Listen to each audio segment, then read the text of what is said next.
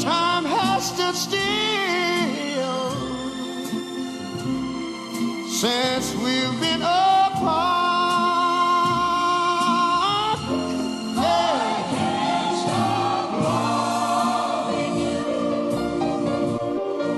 I made up my mind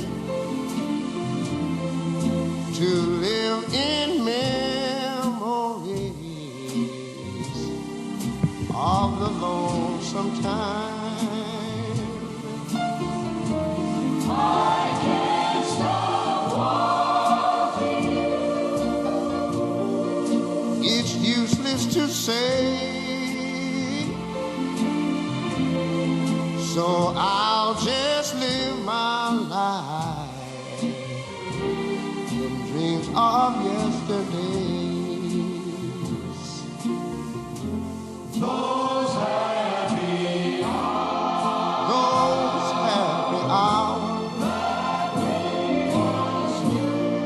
that we once knew, so long ago, still make me blue. They say that time heals a broken heart. But time has stood still. Time has stood still since we've been apart. I can't stop loving you. I said I made up my mind to live in memories of the long time. Sing the song, children. I can't stop wanting you. It's useless to say, so I'll just live my life of dreams of yesterday. Of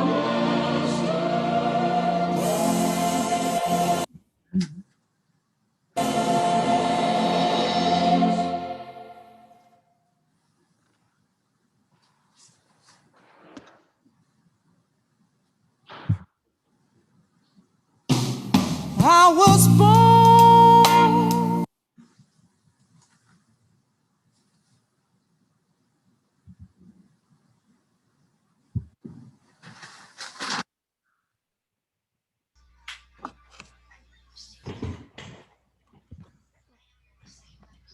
I'd like to say good morning to everybody.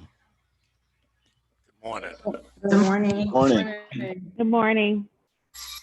I want to thank Miss Brandley for that beautiful music. Change is going to come. We got a little bit of it, and I can't stop loving you. So some of you have been getting little bitty misses from me, and I say on those missives, I can't stop loving you. And it's very much like we say in church, I love you and there's nothing that you can do about it.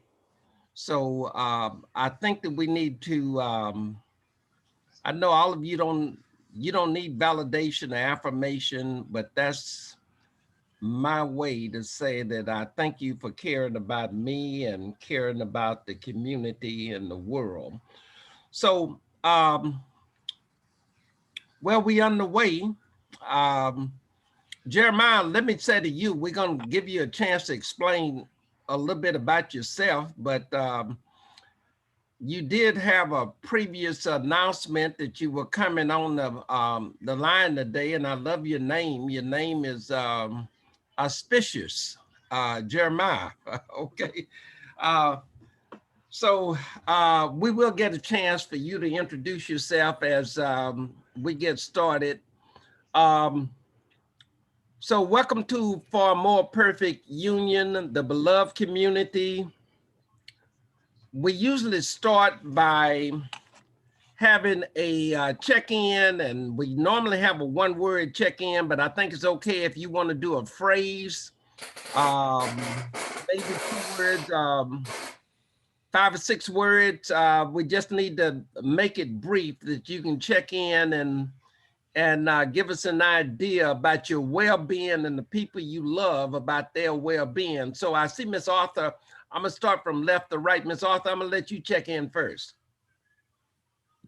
Morning. I would say I am,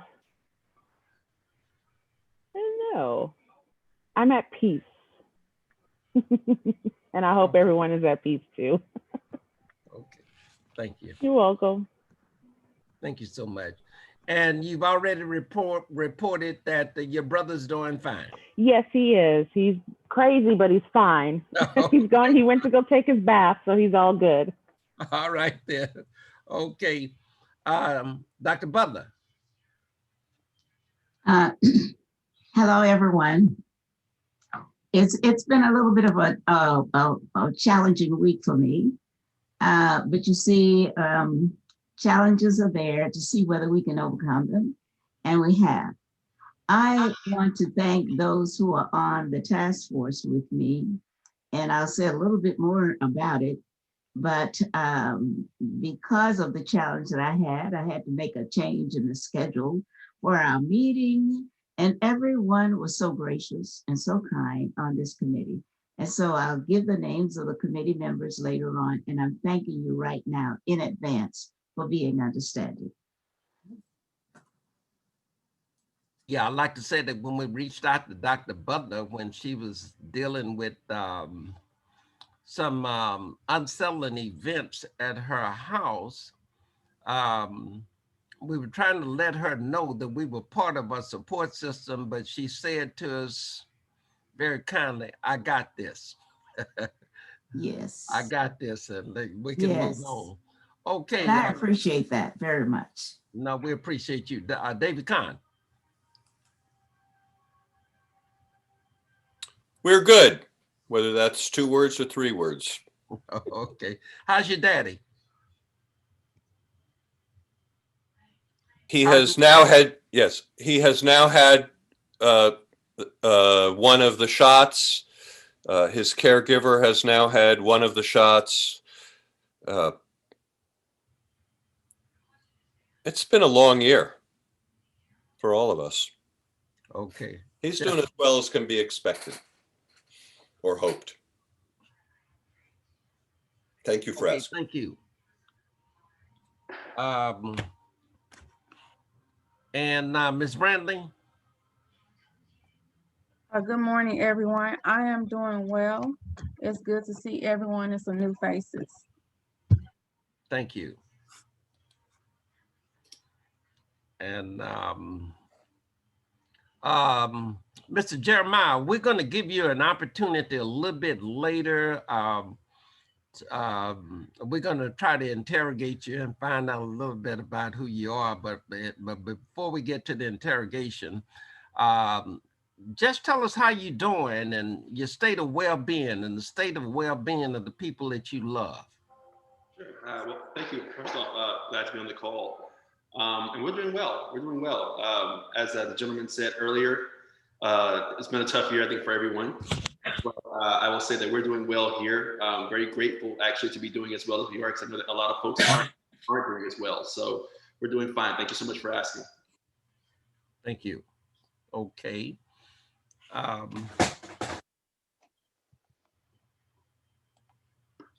Okay.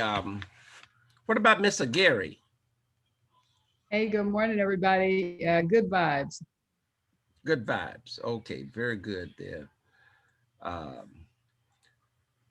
We have a new person that might be the person at the number that I don't recognize, Miss Upchurch. Yes, yes. Hi, I'm happy to be here. Thank you. I'm doing well and very happy to be at my first meeting here. Yes, ma'am. We're going to give you an opportunity to tell us about your impressive credentials that you bring to this formation a little later in the broadcast. but I thank you for joining us this morning. Okay, Miss McCary, are you here, PK? I am. Hello, everybody. Today is a day of gratitude. I always start Saturday off with prayer and scripture with my cousins and sisters that we've been doing for more than a year now. And of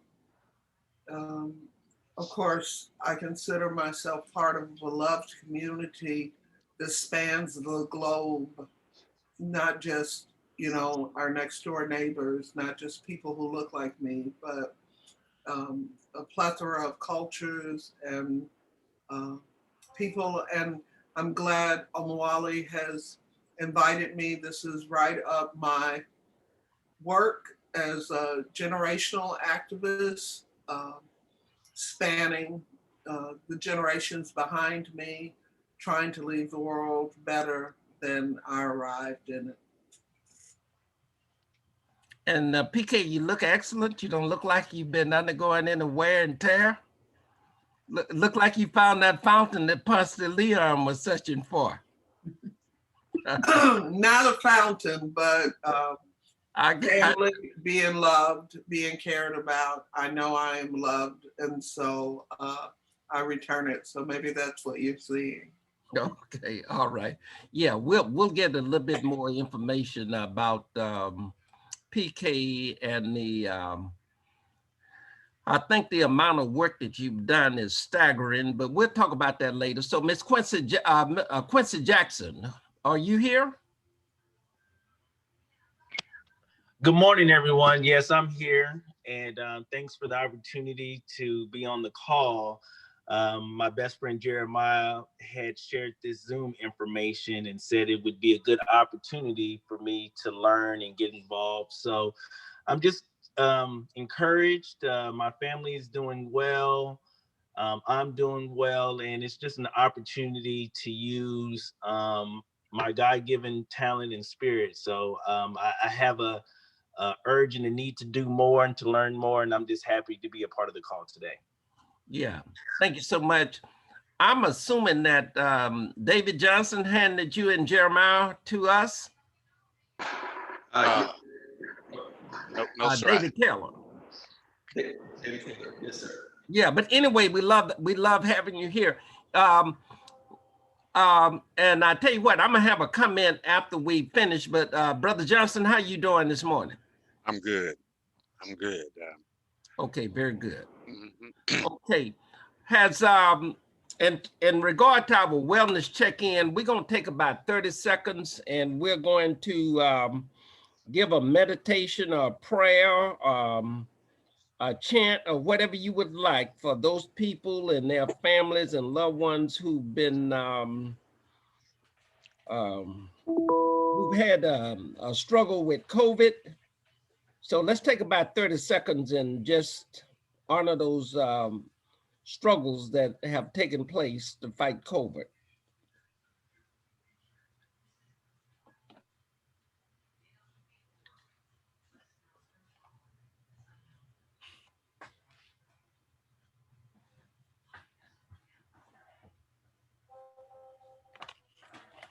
Okay, now we wanted to ask people, has anybody, the people who had part one, phase one of the vaccine, or if you've taken the Pfizer vaccine, we're just going to take this time to talk about whether or not there have been any adverse indicators or side effects from either one or two. Hey, Omawale. Yes, ma'am. We didn't hear from Nancy and Bob. We want to hear how I'm they. sorry. Bob's not here, but Nancy, please. No, I'm sorry Bob, I missed you. Well, actually, Bob has showed up. We're doing fine here, and my feeling is hopeful, seeing what the new administration is prioritizing. Okay. Yeah, and prior to officially joining the call, I asked Nancy, I said, well, Nancy, have you ever had any kind of dread illness? And she told me once she had the flu, and I say, well, if you gotten to this point with just having the flu, you really have you've been very privileged to be in a situation where you've never had a dread illness. So thank you, Nancy, for sharing that with us. Okay, well, look, folks, has anybody had any adverse, huh? And Bob. Forget Bob, he's here. I'm here. Oh, okay, Bob, I didn't see you. Go ahead, tell us, give us an Well, update. I had malaria at one point, if you want to know that, which is a long time ago, but it's still a bad disease, and been around with some much worse than that, and had 2 serious leg breaks. The last one in 2020, but 1989 was much worse, and didn't really walk right for almost a year. But basically not illnesses other than that malaria thing back when I was 23. So. Were you in the Peace Corps? I was in the Peace Corps in West Africa and the Southern Sahara. And they gave me an extra malarial pill when they diagnosed it, and that took care of it. I asked him, well, what happens if this doesn't take care of it? And he said, well, 5 pills makes you go blind, so we're not going to do that. So. Okay, yeah. Well, this is an insider comment that I'm gonna give, is that seems like that Anopheles mosquito would have been enough to keep you out of West Africa. No, it's a dangerous place, but everywhere's dangerous. Our freeways are dangerous. So. Okay, did I miss anybody else? You missed the person that's on the phone, the phone number 832-970-1349. Okay, well, evidently they on mute now, and so we're going to try to just give them an opportunity to come on whenever they would like to. Well, look. You missed yourself, Omawali. Yeah, well, you know what? That was one point in the agenda that I wanted to say a few further things about myself, but I would say this, that I did have a reaction to the virus, to the vaccine. I think it was mild with flu-like symptoms. And then from the first shot, I got a rash on my left arm, and unconsciously I started rubbing it, and before I know it, I had rubbed the skin off. And so other than dealing with that rash, Tylenol was just absolutely wonderful, and trying to get me back to normality. So no side effects to speak of. Hopefully we'll have Ms. Tolu on one of our future calls who can tell us about how we ought to look at these adverse indicators. But my wife and I, everything is very good for us. We took a COVID test. We're going to have to go out to the nursing home that our sister is in. And that nursing home in the first wave of the COVID had 17 deaths. And so we've been kind of caught in a vice grip or quandary related to my sister-in-law in that nursing home and those residents out there. But we took our COVID test, and that gives us a somewhat of a green light to go out to the nursing home. So we're going to do that this afternoon. But thank you everybody for praying for us and looking out for us.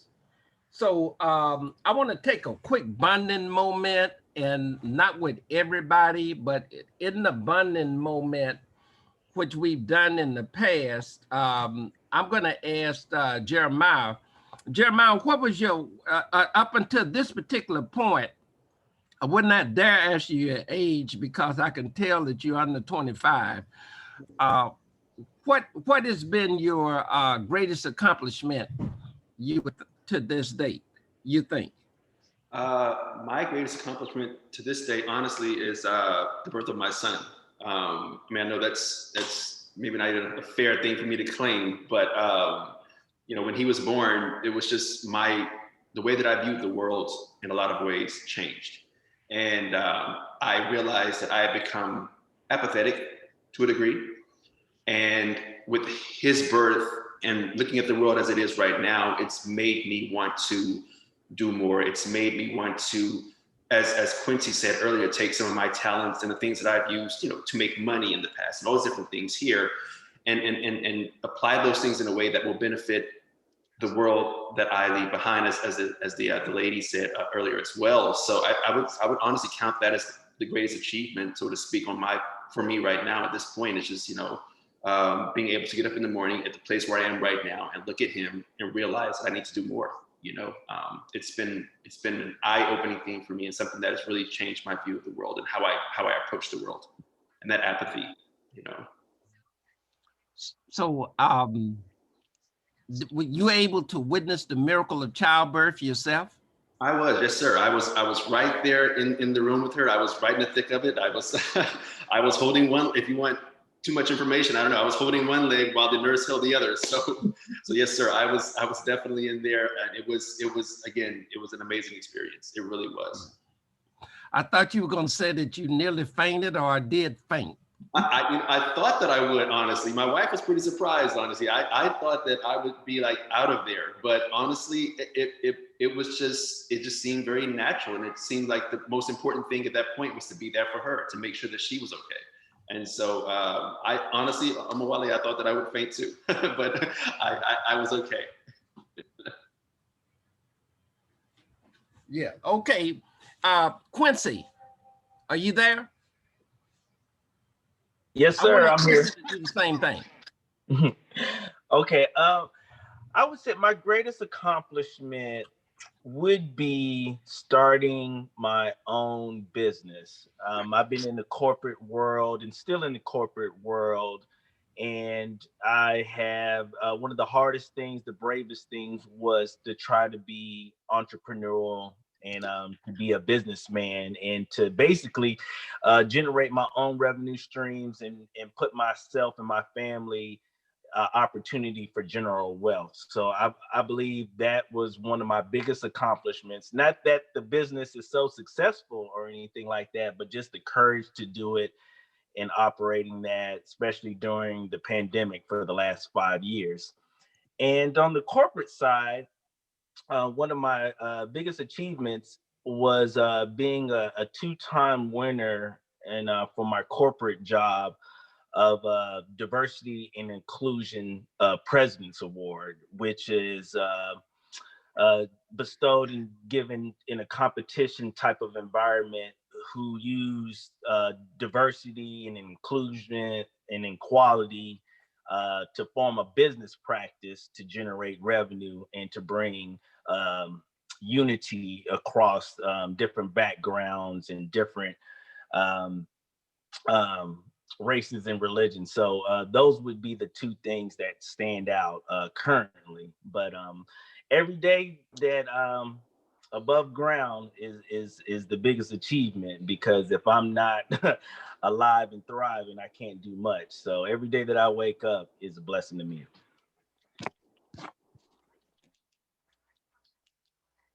I was asking, do either of you have a multiracial family?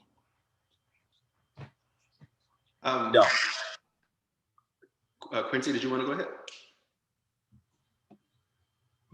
So I'm sorry. No, I just said no. I don't have a multi-racial family. Okay. All right then. I do. I forgot. My grandfather was half white. I have a lot of siblings. I'm sorry, a lot of cousins and folks also who are either half white or various things actually. So we actually have a very, very multiracial family, especially on my mom's side. Yes. Okay. Well, thanks for sharing that with us, because this group is dedicated to a non-racial America. And we've been asking that question. So I wanted to ask Ms. Humphrey, Ms. Upchurch. So Ms. Upchurch, can you share with us your greatest accomplishment? Okay, well, I also have two young adult daughters, so I think that was my greatest accomplishment, raising two young ladies that are healthy in the spirit, mind, and body. And I've also been mentoring since I've worked for young people for over 30 years. I've mentored quite a few young men and young women, and I think that has been my greatest accomplishment, to be able to give back what so many people had given me. Well, thank you so much. At some point, we're going to want to find out a little bit more about the insights that you've gathered from your experience at places like Covenant House. How long were you at Covenant House? I was at Covenant House for 21 years. My. Well, I tell you what, if you were at Covenant House for 21 years, you got a lot of bounce in you. You got a lot of bounce in you. So thank you for sharing that with us. And we'll get back to the bundling, but we wanted to do a little bit of bundling this morning. I'm going to ask that I wanted, for a coordinator's note, I wanted to say that we don't have a lot of bandwidth. We don't have, we have to look at our capacity with any project that we undergo. And we've been doing projects probably for the past 18 months. I think that many of them have come to fruition, and we have a lot of things on the agenda, but I want us to rank in order of importance, not today, the type of things that we need to be doing. If you look at your agenda on the old business, is Miss Carter on the line, Angela Carter? She's not here, but that's okay. Somebody who is part of the study group, can you bring us up to speed on when the study group will launch? The study group will be next Saturday at 4 p.m. Everyone who's a part of that study group should have already received the emails in regards to the actual meeting. And if you haven't received the emails, please let me know and I will send forward those emails to you directly. So they can just put it in the chat? Yeah, they can put it in the chat if they want to be a part of that study group. And also, it's going to last until May 8th, I believe. So it's 7 sessions? It is. No, actually, yes, it's 2 sessions a month, starting February the 13th. Okay. Does anybody have any questions? Because Ms. Brandler can answer any questions about the study group. And for the new people, what we're doing is we're reading the book Cast by Wilkerson. It's relatively new book, came out in 2020, I think. And if I could interject, that book can be found online for free, if I'm not mistaken. Sister Brantley, you sent me a link that allowed me to access it. Yes, what I'll do is include it in the chat for anyone else if they don't have it. And for the new people, if they want to be a part of it, just put your email in the chat and I'll make sure that I send it out to you. But I will put the link for the book. And also you can access all books for free as well. Okay. Thank you so much. Now, we also are starting an aging and caregiving group that's going to deal with issues related to aging, geriatric kinds of issues, the type of emotional terrain that's ahead for us with aging questions, legal questions, financial questions, and information dissemination, resources that are available for dealing with the aging process. So we are just waiting on AARP and Eddie Oram to give us a starting date, and we are going to try to see if somebody will volunteer to be an assistant facilitator of this group, to work with Eddie Oram in facilitating this group, just like Angela volunteered to work with Dr. Thompson in the CAST group. So If you have any ideas as to who ought to, if you would like to be in a system facilitate on this group, I asked some questions about it. I'm just thinking about the young men on the telephone is that most of my counterparts, and there's a cluster of us who've been dealing with prostrate kinds of issues that we didn't learn anything about are having the early detection for it until we got into our late 50s. So we didn't have a way that the older generation could transmit this knowledge to say, young man, young man, young man, you ought to be doing this or that. I think that whereas the ladies have experience of going to gynecologists at an early age, is that we had no experience at all with that. But anyway, we are getting ahead on that game. So so stay tuned because we'll have some indicators on that group. We're trying to maintain our vigilance on protecting and defending democracy. I think that our efforts were small, but we fed into larger movement, a stream of activity to protect and defend the democracy. I know that one person has applied to be part of the Biden-Harris, well, actually two people, the Biden-Harris team. So hopefully we will get some response on those applications.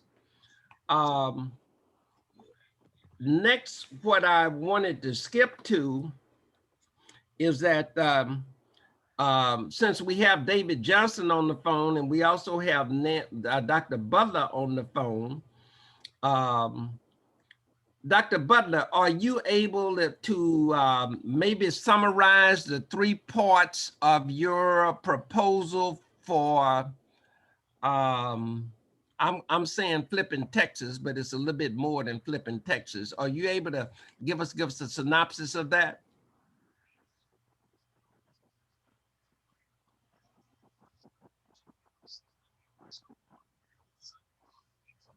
I don't think I Dr. Butler, we can't hear you. All right. I've tried to put together what I believe will be a long-term sustaining effort to turn the state of Texas blue. In order to do that, I have come up with 3 basic components, and they are interrelated.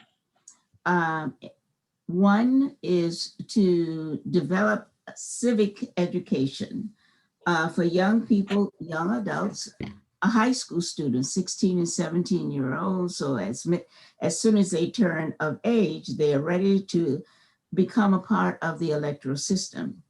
There are 2 target groups in that education civic engagement component 1. The high school students being 1, students who are enrolled in colleges, young adults, millennials being a second target group for that. And a third target group are adults who are infrequent voters, non-voters. We've got to bring them back into the system. That component is very, very integral to turning the state of Texas blue.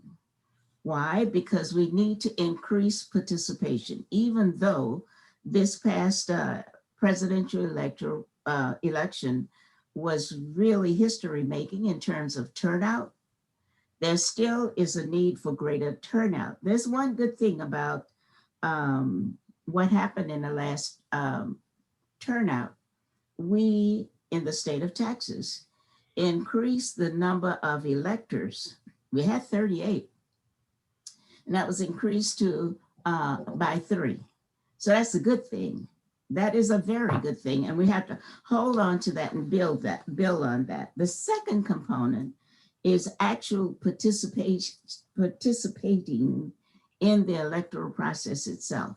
And we know all that goes into that, getting people registered to vote, phone banking, et cetera. That is a component in and of itself. Once we are able to bring about greater awareness, understanding, We want to be able to be there for individuals to actually go and participate. That leading up to the midterm election, that's going to be in 2 years. So we need to get really some good traction with regard to all the elements that go into increasing voter turnout.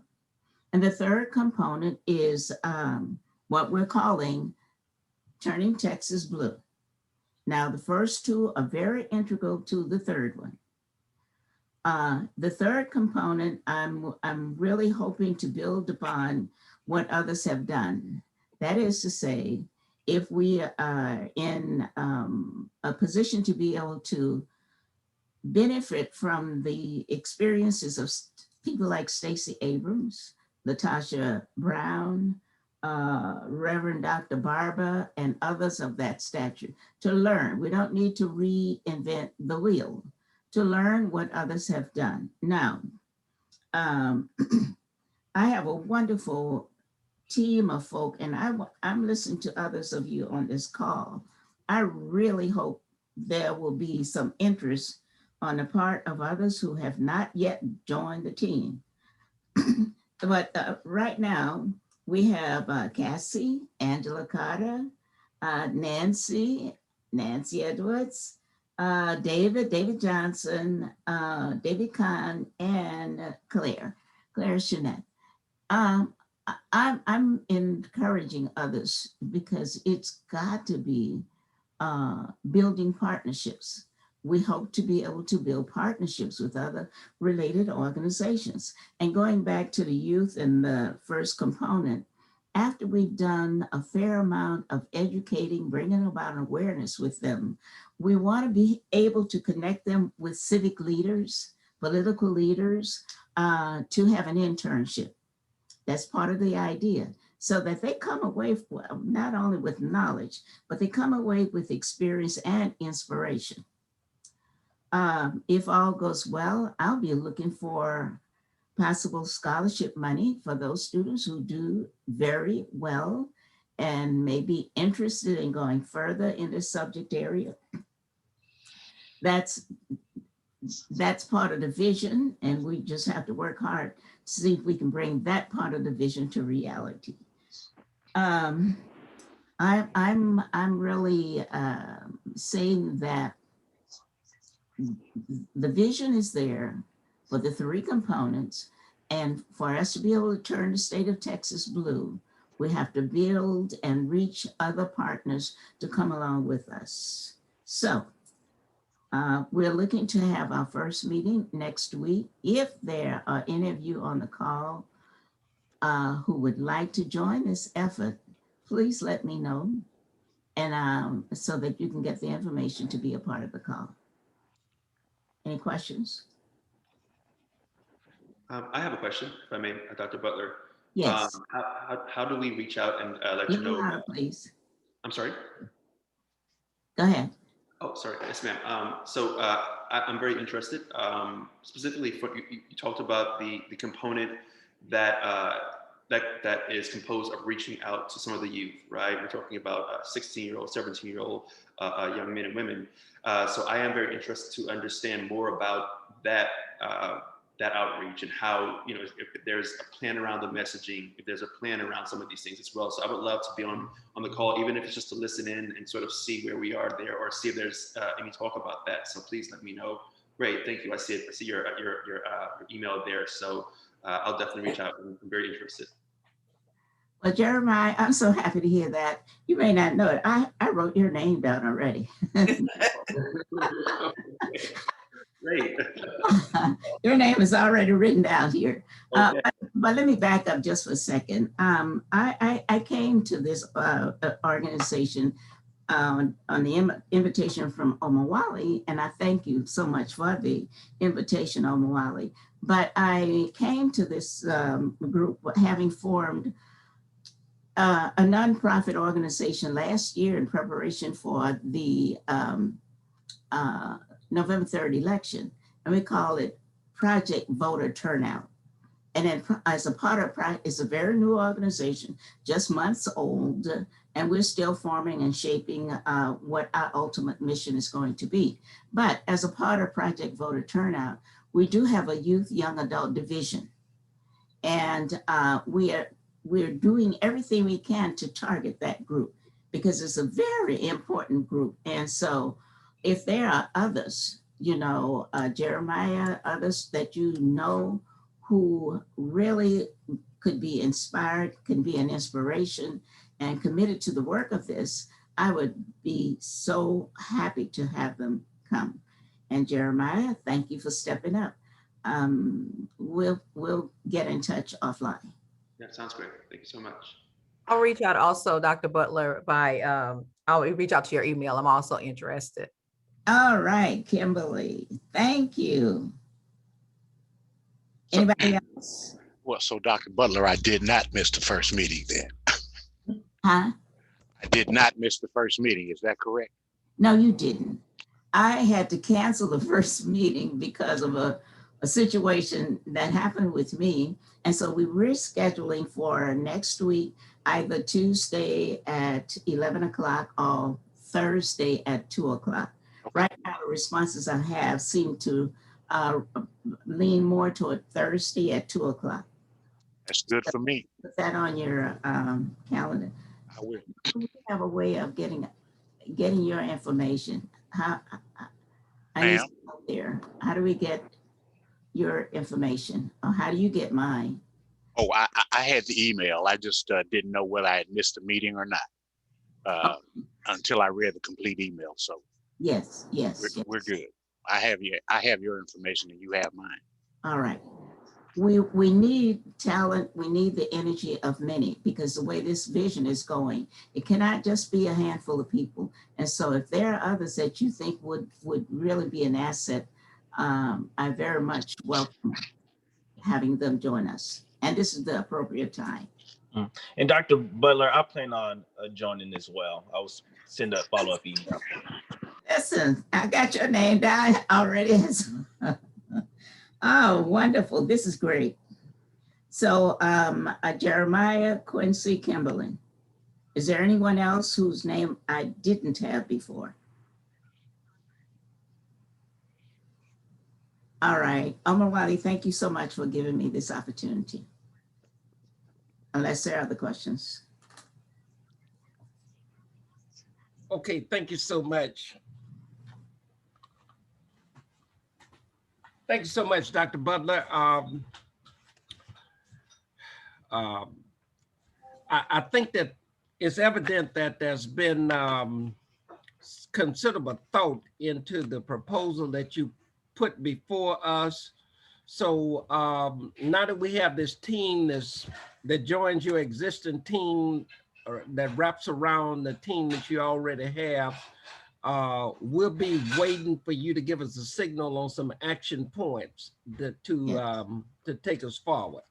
I want to ask David Johnson one question, and certainly I'm not meant to say that any imply that it's mutually exclusive in regard to the Electoral College reform and the flipping of Texas.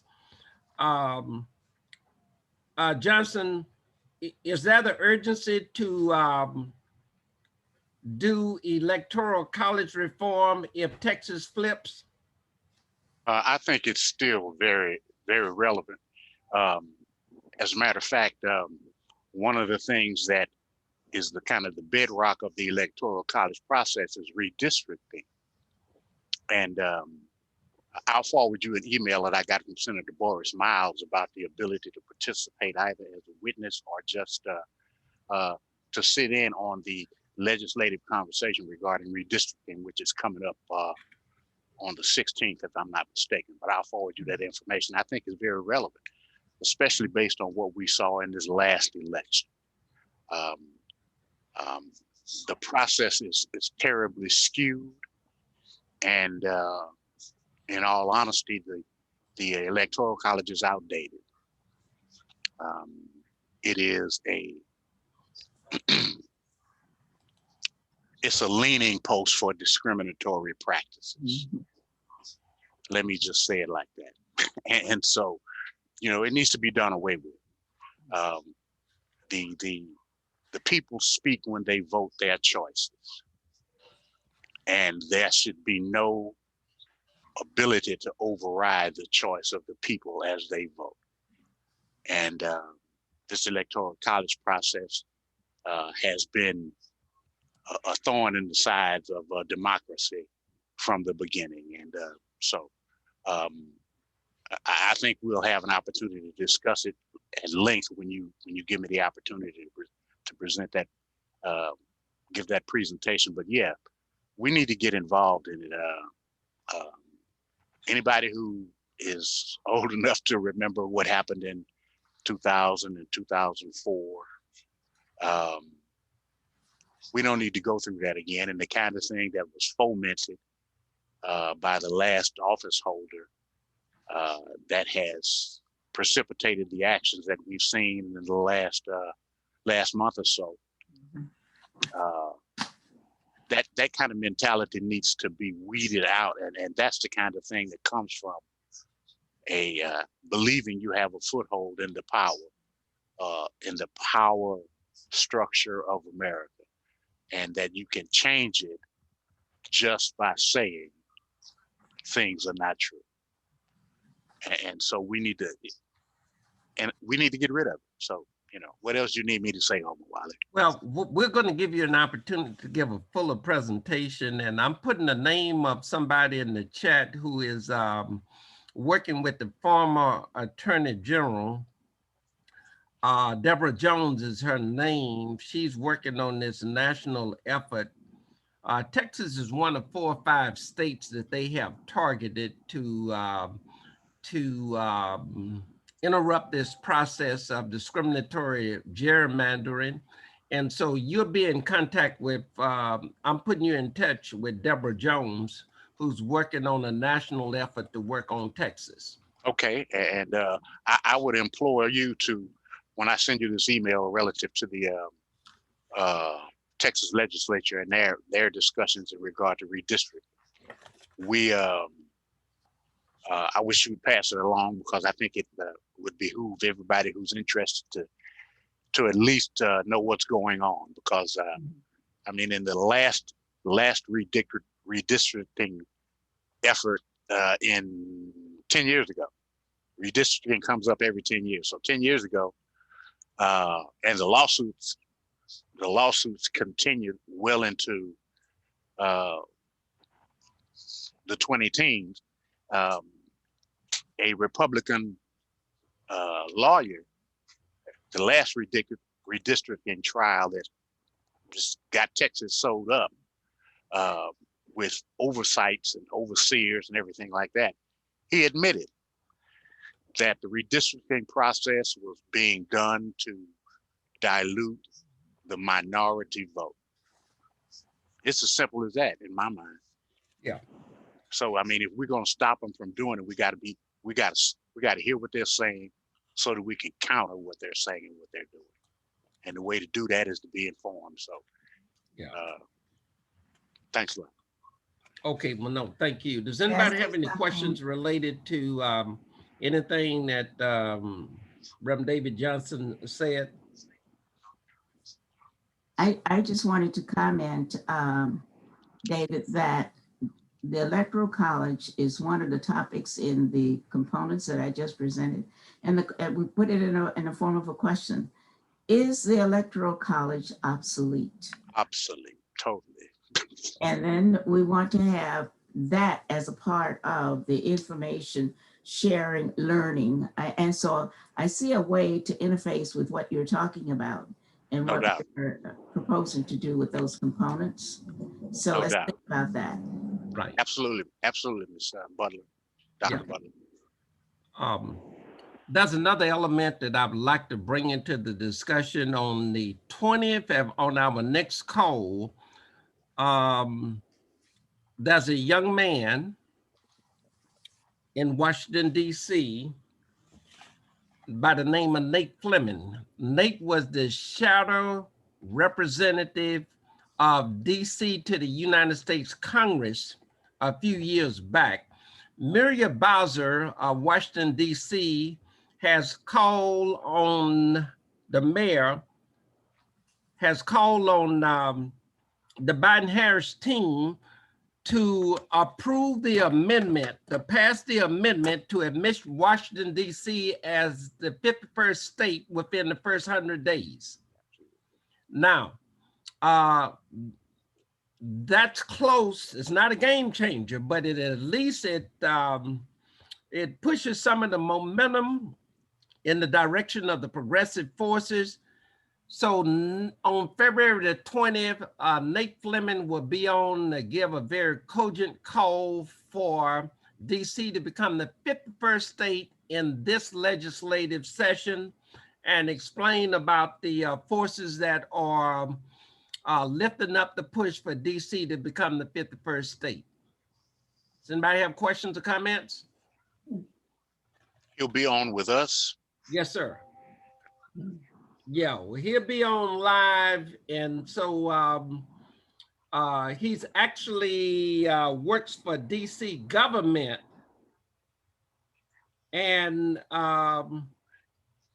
so he has the concrete experience, and then he will be able to let us know whether or not it's actually something that can be realized, and we're hoping that it is something to be realized. So I think that we'll probably give him about 20 or 25 minutes on our next call. Now, let me mention a few other things here. So PK McCary, who was on the call, she's in contact with a Miss Coretta Brown. She was sent by TOPS, Texas Organizing Project, to Georgia for training on, more or less to learn how to train the trainers to organize neighborhood grassroots efforts to flip Texas. And so she brings this technology back to Houston, of what she learned with Natasha Brown and Stacey Abrams, et cetera, and they also have budget, Miss Butler. And so what we want is that Miss PK McCary is going to connect us with Miss Coretta Brown. And so we'll be able to get the benefits of whatever the wealth transfer of knowledge that she got when she went to DC. Unless somebody have any other questions, I wanted to explain a few things on the agenda because they might appeal to some of you, and you might want to maybe once we begin to get some real capacity to relate to some of these in a very primitive form have already been begun and are trying to get momentum. So let me go down a few things on the agenda so you know what's coming up in the future. So Civic Sunday is a national effort that is going on to have civic activity taking place on Sundays in churches and community-based organizations throughout the land. So there is a website. I'll make sure that we get that website. Miss Brenda Mike can get that website for you while we're talking. Justice Sunday is part of the Martin Luther King Commemoration Day activities through the National Alliance for Faith and Justice. Addie Richmond and Michelle Obama had a preeminent role in starting Justice Sunday, while we try to get the pulpits of the land to focus on some social justice issue, be it mass incarceration, the death penalty, that would be a focus one Sunday per year around the Martin Luther King holiday that weekend when this holiday takes place. So Justice Sunday has been in existence for about 20 years, but we just haven't been able to get enough people on board in Houston. but that could change very quickly.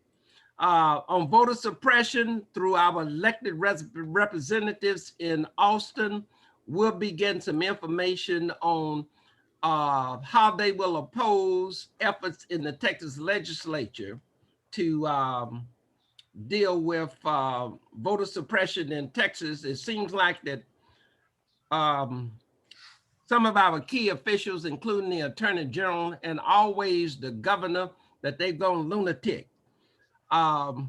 Citizens United in corporate domination of public life. Miss Gary mentioned that. Whereas corporations are basically counted as people or voters, and they have a disproportionate, inordinate effect on public life through the, I guess, the mammoth amounts of money that they're able to put in the process. So there's an effort going on to overturn Citizens United across the land, resisting attempts at rolling back mail-in voter, some consideration of automatic voter registration, same-day registration. So some states already have automatic voter registration. Some states already have same-day registration, but you can imagine the firestorm that would produce in Texas. And then immigration reform. We have been in communication with some of the DACA groups, and so we'll find out how we can collaborate. Racial justice and economic dignity is that eventually we're going to have a presentation on reparations, historical wealth preservation. We have some people who have agreed to help on whenever we get down to that, because the reparations fight is going to come up again in the United States Congress. Further down, we asking people to look at the New York Times 1619 project.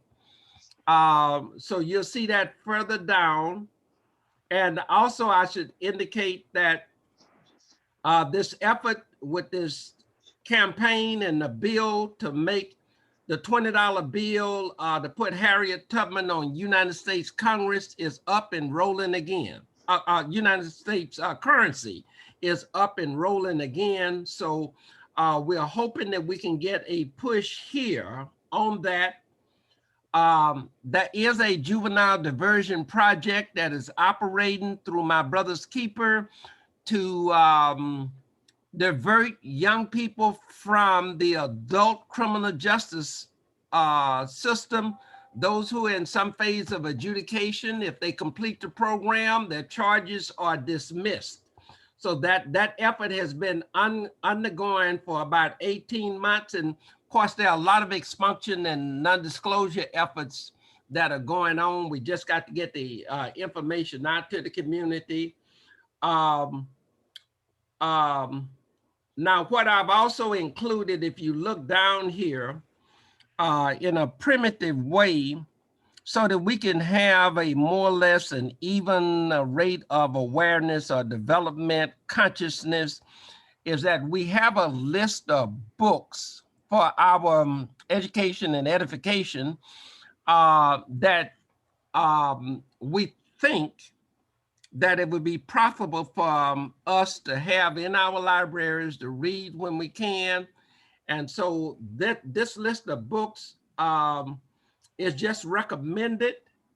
If you want to add anything to it, please do so. Some of you already have these books and sources in your personal libraries. We also have some movies that comport with our goals and objectives, and we got 4 movies here, but we might have some more. So if you would like to add any more to that action point, we want everybody to do as best you can. I got the dates wrong here, but I think the second impeachment of the ex-president starts on Tuesday at 1 o'clock. So we asking everybody to pay much attention to they can in terms of this second impeachment. that will start this coming Tuesday at 1 o'clock. I'll be filling in some other action points as a result of this meeting. I'm going kind of fast because we want to stay close to the contracted time as possible, because we don't want the backlash of saying that, you know, I needed to go get my PPE supplies on Saturday and I couldn't get to them because that group couldn't shut up. But at any rate, we do want to make sure that Ms. Brantley will help us to capture the action points. And I conclude by saying, make somebody happy, but I think some of you might have a closing comment as we go forward, because we will bring some other folk in. I saw what Ms. Brantley just put in the chat, and so I want to say thank you very much. And we do want to participate with that Harris County Democratic Party in this mentorship auction. So those of you who have the time and the resources, please purchase your ticket. Any other announcements, observations? Mr. Latuli. Yeah, my brother. I posted a thing on the MBK Facebook page relative to monies being available, grant monies being available for these kinds of social justice initiatives.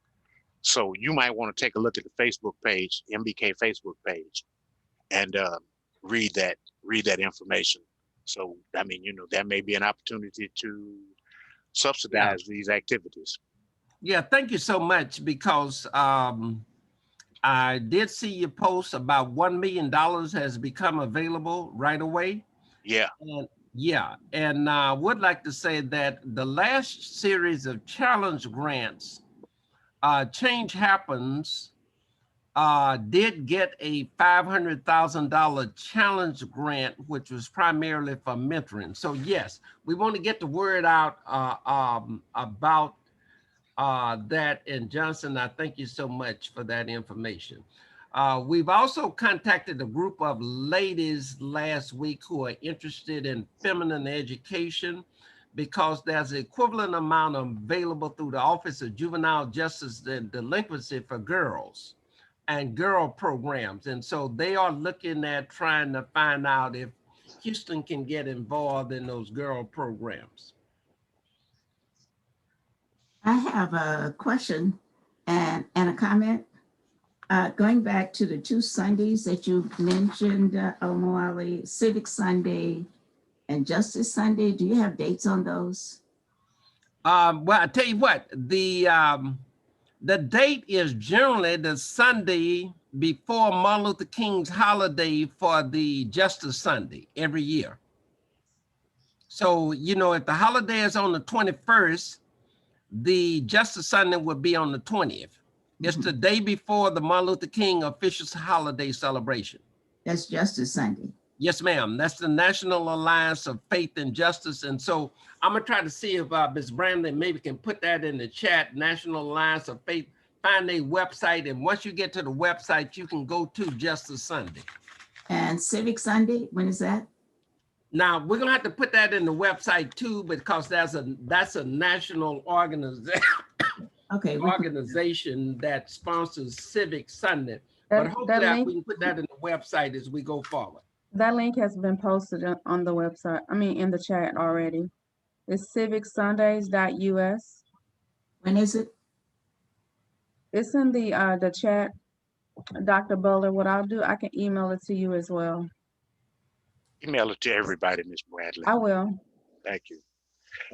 I got to run on the Wally. My next observation, if I may,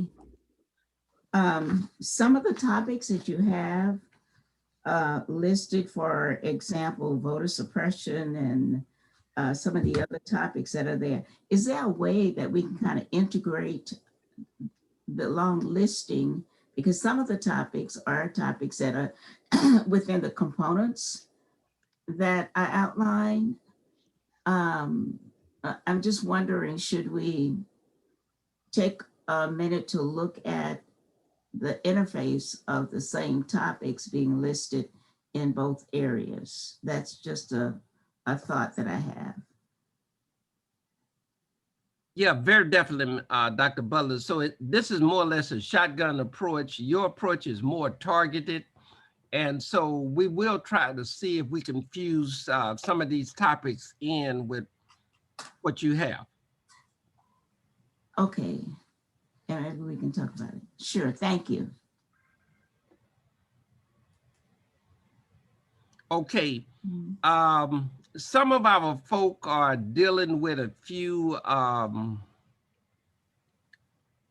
family medical issues. They indicate that they'll be back in the future when they can get those issues to abate. So I think that we are basically at the end of our time. We haven't done too much damage to the time, but we are just about at the end of it. And so unless somebody has something pressing, we'll let people check out in the way that they want to check out. And I think that we'll start from Dr. Butler. If I was a few years ago, I guess about 10 years ago, I thought that Dr. Butler would have been an elder, but now she's a contemporary with me. That shows what happens when you keep living. But anyway, Dr. Butler, we're gonna let you check out in any way that you want to check out. Look here, there was a time when I would walk around thinking, you know, I really enjoy sitting at the feet of elderly people. Okay. Along the line, I had to change that. Okay. And I have changed that. So, look, it's a wonderful life. It is a wonderful life. When you can say you're retired and when you wake up every day, you can choose the path of your own doing. You can either stay in bed or you can look at television or you can do something constructive. It is a wonderful life. Join us. And for those of you who are youthful, young adults, I'm looking in your faces.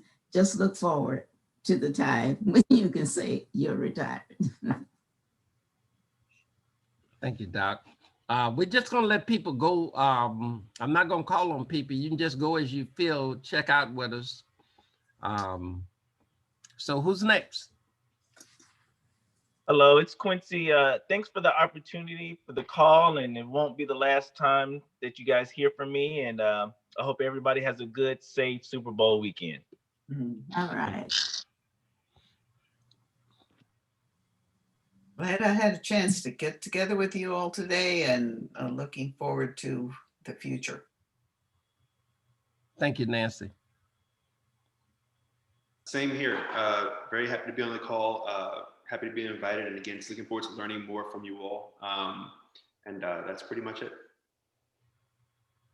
And much gratitude to all of you for organizing this and doing it. Cassie and Omawali and everybody who's contributed to this. It's really great to help. And thank you for letting me participate. Well, Dr. Randall, you said letting you participate.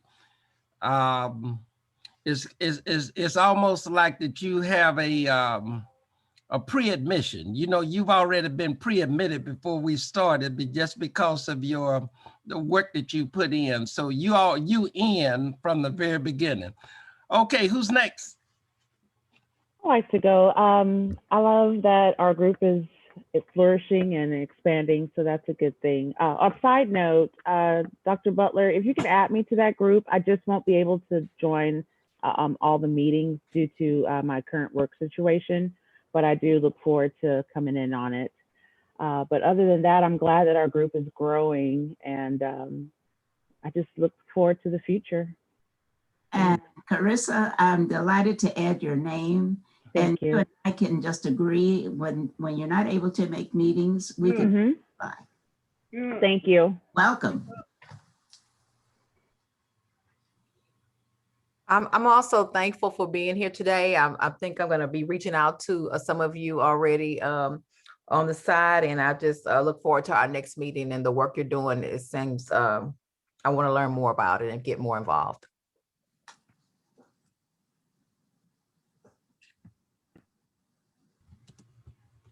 I was muted, but I was just going to say peace to this group. It's wonderful, as everybody has said, and go Chiefs.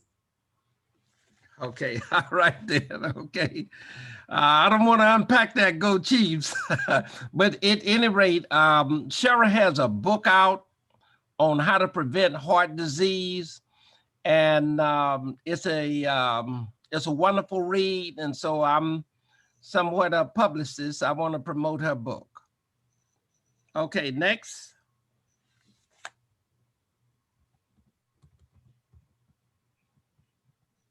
I'll say thank you to everybody. It's been great, and looking forward to the various spin-offs, the cast group and the Ms. Butler's, Dr. Butler's working group. Yeah, and by the way, how's your wonderful daughter? I have two wonderful daughters, Omawali, I have to say that. All right. And they are both doing fine. Thank you. Well, what I do with my daughters, I used to call one of them Golden Child, but I call them now Golden Child 1 and Golden Child 2. I'll take that as a suggestion. All right. Well, I want to thank David. He's just given me a treasure trove of information related to civic engagement and the work of his brother. And I think that's going to be very, very helpful to our overall work here with the civic engagement. David, thank you so much. I just can't stop reading and reviewing all the information, the research that's been done already. And that's going to be very helpful to us.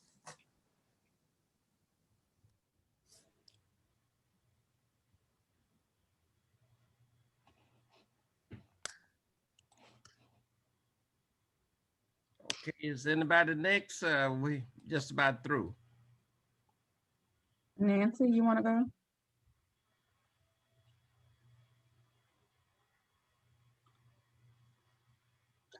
I'll go. I want to say thank everyone. This group is going forward. We have a lot of things planned for everyone. We are working on a calendar of events, and we will start having our presentations as we did before. I did speak with Dr. Butler the other day, and hopefully we can get her and Ms. Agur back on for us the health initiatives that they're doing. Also, and if we can try to patronize Miss Aguirre for her book that's coming out. We do have an author here, so she can post her book and her link in the link, and you can go and patronize her as well. And Dr. Butler, she next month is the National Colon Month. Is that correct? The month of March is Colorectal Cancer Awareness Month. If I may put in a plug, a colon cancer, there are hundreds of cancers with blood cancer, tissue cancer, bone, and so on. There are hundreds of cancers. Colon cancer, it continues to be the third leading cause of cancer death. But colon cancer is one of the most preventable cancers. If it's preventable, why is it so high on the list of mortality rates? And so really where my heart is and has been is to help people to become educated, better aware of what it takes to be able to prevent. And I didn't say early detection. I didn't say that. I said prevent it. And so March is National Colorectal Cancer Awareness Month. Just want to bring that to your attention. If you have family members, loved ones who have reached the age of 45, they've lowered the age to begin the baseline colonoscopy or the baseline screening. Used to be 50. So if you have, be bold.